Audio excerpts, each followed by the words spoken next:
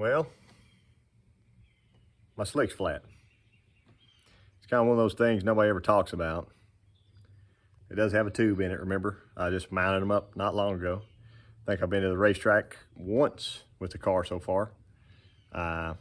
Did drive it down the highway a little bit. I don't know what I picked up, but I want to go over just a little bit of how I plan on fixing this thing today. And I thought I'd share that with you. A lot of guys don't talk about it, but how do you fix a tire with a tube in it? Most people have not ever experienced a tube in a tire because most tires nowadays are tubeless.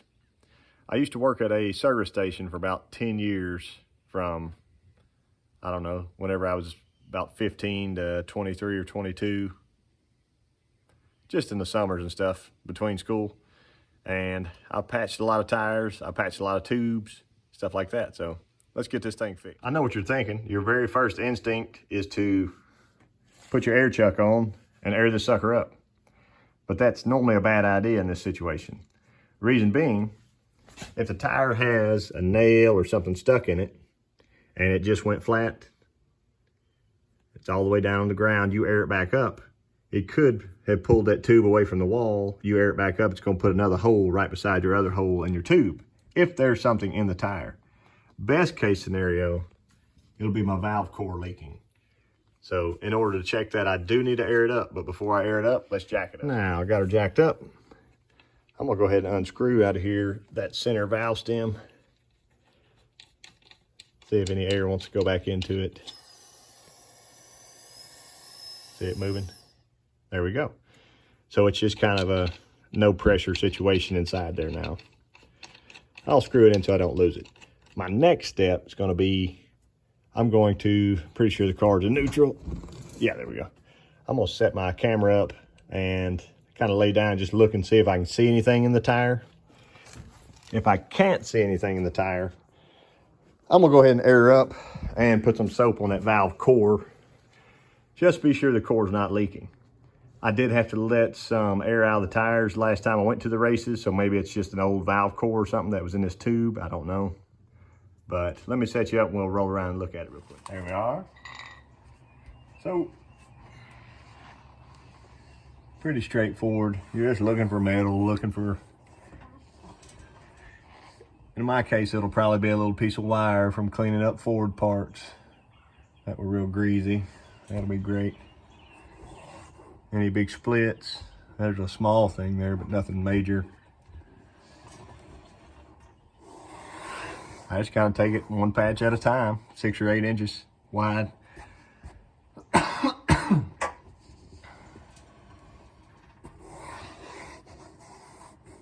Bugs. You know, most of the time it's probably not a large roofing tack. Unless you're racing in a rail yard or something. I don't know.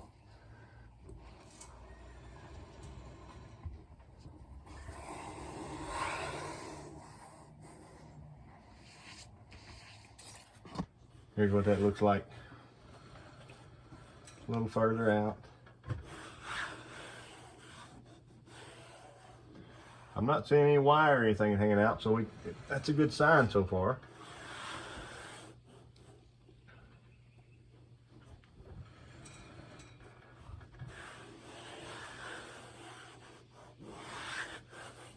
Does not hurt my feelings any at all.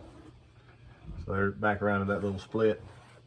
Yeah, I don't see anything. So I'm gonna go ahead and get it aired up and check that valve core. I've got less than 4 pounds in here and you can hear it leaking there around the stem. That's normal. There's just air trapped between the tube and the tire. But if it continues doing that, then that's no bueno. You got a big hole somewhere or something. But I just, like I said, I came out last Saturday. The tire was all the way up. Just walked out the other day on a Monday or Tuesday, it was down and the car had not moved. So it makes me think, hopefully it's a core. I don't know. But I kind of like to air mine up gradually, let that air all escape out of there, and then I'll check that core. Been about 5 minutes of me just adding a little air and it keeps on leaking. So I'm betting, I even loosened off on my nut a little. I'm betting there's a hole somewhere inside this dude. Let me pop it off and we'll start to look. Got her off. Rolling and looking again. I don't see anything. Especially if you can get some sunlight under it. If there's a little piece of metal or something, it'll shine. But I rolled all the way down and looked. I think I'm gonna have to go ahead and break her down. And before I do that, I will lay it over, take my big stem out, just so that tube will get a lot smaller in there and not pinch up, or if there's any kind of whatever. But also, I need to mark that tire where the stem is. Got my tire marked. I'm gonna go ahead and also take off that nut. I'm gonna let that tube fall in there. I know some people would freak out about that, but I'm gonna access it again later anyway. And at least now when I'm banging around on this to get it to break down, I know it's not gonna break that stem off. All right, I got her broke down. Let me kind of lift. Get that tube out. It's always a pain. Maybe not.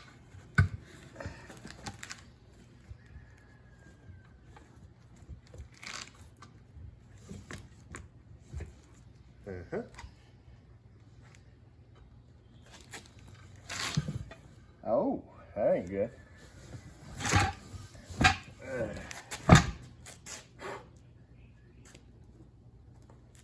Let me show you what I'm talking about. See that right there? It's gonna be hard to patch that. She's pretty stuck there. Yep.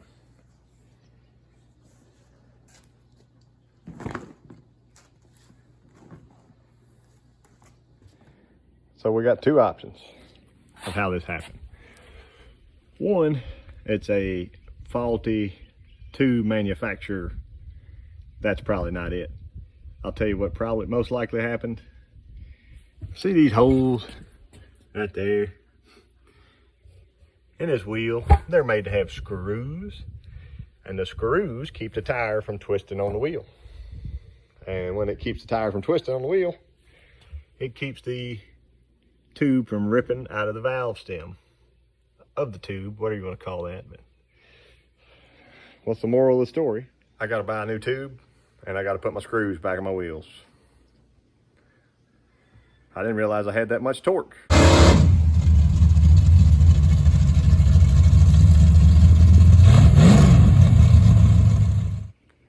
It's just a 408, whatever.